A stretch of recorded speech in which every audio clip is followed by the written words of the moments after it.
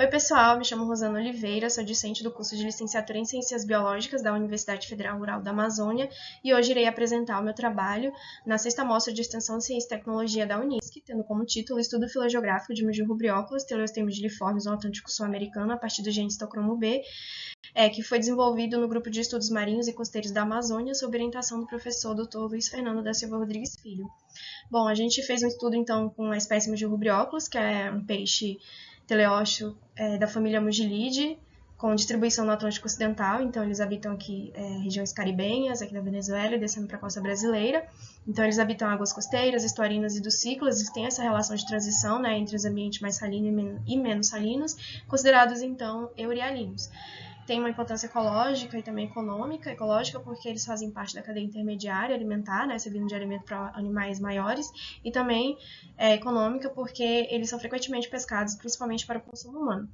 Atualmente, é uma escassez de informações sobre a história demográfica específica para essa espécie, então tem estudos filogenéticos, mas a nível filogeográfico até o momento não tem, e eles têm uma distribuição interessante do ponto de vista filogeográfico, sendo fortemente influenciado, né, por fatores principalmente ecológicos, onde eles habitam aqui, como foi mencionado, regiões caribenhas e brasileiras, e entre essas duas regiões a gente tem uma barreira ecológica conhecida como Pluma do Amazonas-Orinoco, né, que acaba essa região aqui diminuindo os níveis de salinidade devido a uma grande descarga desses afluentes, tanto do rio Amazonas quanto do Orinoco, que acaba influenciando, né, o fluxo gênico dos animais que vivem aqui no entorno.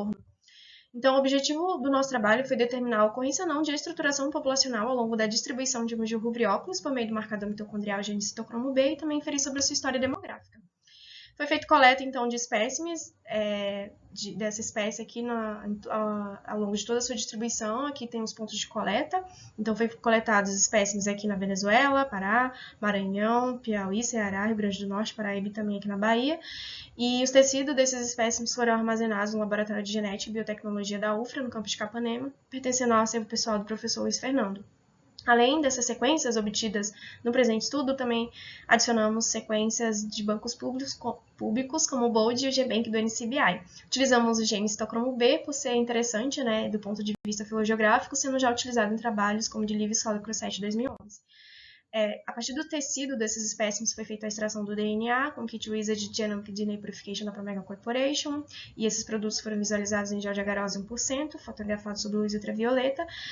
Foi feita a amplificação por PCR do gene CIT-B, utilizando os primers e Mitch-Patton de 1993, e os produtos de PCR foram purificados com o protocolo 20% TAG, adaptado de Dan Blast, né? E daí foi feito o sequenciamento para obter as sequências, né? Utilizando do tipo sangue, com o kit Big Die, no Laboratório de Filogenômica da Universidade Federal do Pará, no campus de Bragança. As sequências foram alinhadas, editadas e corrigidas com o algoritmo CLUSTAL-W implementado em BioEdit, e os haplótipos foram obtidos a partir do DNA SP. E uma rede de haplótipos foi construída a partir do programa PopArt com o algoritmo Median Joy, e também, para as análises demográficas, fizemos uma Bayes Skyline Plot para ver o tamanho efetivo das populações de Mugio-rubrióculos ao longo do tempo, com uma taxa de substituição de 1% por milhão de anos, considerando uma densidade posterior de 95% HPD. Aqui são os resultados, então a gente obteve 599 pares de base, foi o tamanho das nossas sequências, sendo que o nosso banco de dados compreendeu 44 sequências no total, sendo 31 do nosso estudo e 13 do BOLD e do GenBank. Então aqui a gente obteve 19 haplótipos, né? Os verdes aqui representam as regiões da Venezuela, os rosas do Brasil.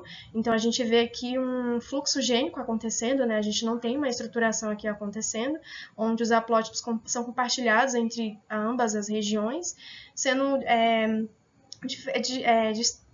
diferenciados uns dos outros, né, separados por apenas 1 a 2 mutações no máximo, com algumas exceções aqui. E a gente visualiza uma expansão populacional tanto na nossa rede de haplótipos quanto aqui no nosso Bayes Skyline Plot, onde a gente vê um tamanho efetivo entre 50 a 250 mil anos relacionado à colonização de novos hábitos que equivalem às interglaciações do Pleistoceno. Então, para finalizar, os nossos resultados fornecem uma melhor compreensão do grau das barreiras naturais e das características genéticas dos organismos podem influenciar, né, de forma coletiva para estabelecer padrões demográficos, fornecendo um melhor esclarecimento desses padrões em espécies costeiras neotropicais. É isso, muito obrigada.